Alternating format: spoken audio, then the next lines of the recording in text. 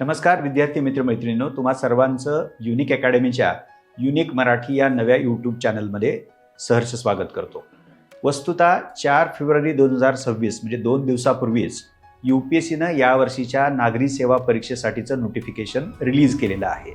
काहीसा उशीर झाल्यामुळं अनेक विद्यार्थ्यांच्या मनामध्ये शंका होत्या की कदाचित UPSC आपल्या पॅटर्नमध्ये बदल तर नाही करणार, परंतु तसं काही UPSCने केलेलं नाही आहे. अर्थात या 2026च्या नोटिफिकेशनमध्ये एका बाजूला अर्ज किंवा नोंदणी करण्याची प्रक्रिया आणि दुसऱ्या बाजूला जे वेगवेगळ्या पदांवरती सिलेक्ट होतात आणि मग पुन्हा त्यांना परीक्षा द्यायची असते किंवा द्यावी लागते, अशा विद्यार्थ्यांच्या बाबतीमध्ये महत्त्वाचे बदल केलेले आहेत.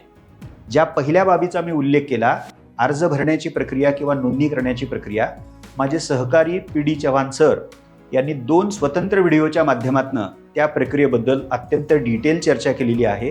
त्यामुळे मी तुम्हा सर्वांना विनंती करतो की ते दोन्ही व्हिडिओ तुम्ही काळजीपूर्वक पाहायला पाहिजेत. दुसरा जो महत्त्वाचा मुद्दा आहे, पोस्ट होल्डर जे विद्यार्थी आहेत तर त्यांच्या बाबतीमध्ये आयोगानं नवे नियम जारी केलेले आहेत. तत्पूर्वी 3 ते 4 फॅक्च्युअल बाबीचा मला उल्लेख पुन्हा एकदा करावासा वाटतो. त्यातली पहिली बाब, ज्याचा मगाशी मी उल्लेख केलेला आहे, या वर्षीचं नोटिफिकेशन 4 फेब्रुवारी 2026 रोजी जारी केलेलं आहे. 24 फेब्रुवारी 2026 पर्यंत म्हणजे या महिन्याच्या 24 तारखेपर्यंत तुम्हाला अर्ज भरता येईल, तुम्हाला नोंदणी प्रक्रिया पूर्ण करावी लागेल. पूर्व परीक्षा 24 मे 2026 रोजी नियोजित आहे आणि ऑगस्टमध्ये 21 ऑगस्ट ते 25 ऑगस्ट या कालावधीमध्ये मुख्य परीक्षा शेड्यूल केलेली आहे. हा एक सुरुवातीलाच मला काही तथ्यांचा भाग तुमच्यासमोर मांडायचा आहे आणि मग आता आपण थेट जाऊयात. हे जे वेगवेगळ्या पदांवरती सिलेक्ट होणारे विद्यार्थी आहेत त्यांना पूर्वी अटेम्प्टच्या बाबतीमध्ये मर्यादा नव्हत्या, पण आता त्या आयोगानं या नव्या नियमानुसार घातलेल्या आहेत. त्याचंच थोडक्यामध्ये आपण स्पष्टीकरण करूया.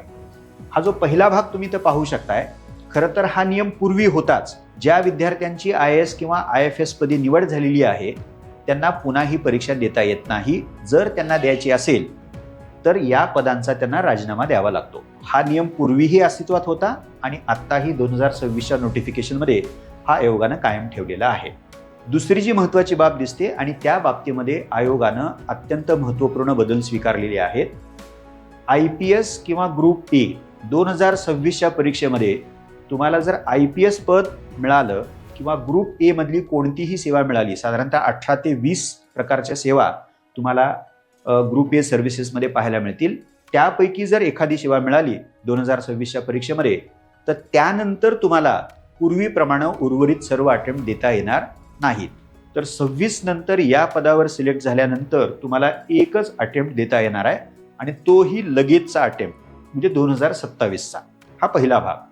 दुसरा भाग, तुम्हाला जर 2027 नंतर म्हणजे 28चा अटेम्प्ट द्यायचा असेल तर तुम्हाला जे पद 2026च्या परीक्षेमध्ये प्राप्त झालेलं आहे IPS किंवा ग्रुप A मधलं, तर त्या पदाचा राजीनामा द्यावा लागेल. मला असं वाटतं की आयोगानं हा अत्यंत महत्त्वाचा बदल स्वीकारलेला आहे.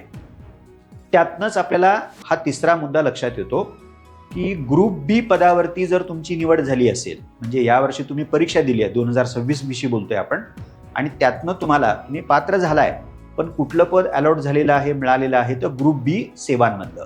सो दिल्ली आणि इतर ज्या केंद्रशासित प्रदेश म्हणजे UTs आहेत तर तिथंही सिव्हिल सर्व्हिस आहे आणि दिल्ली आणि इतर केंद्रशासित प्रदेशामध्ये पोलीस सेवा आहे.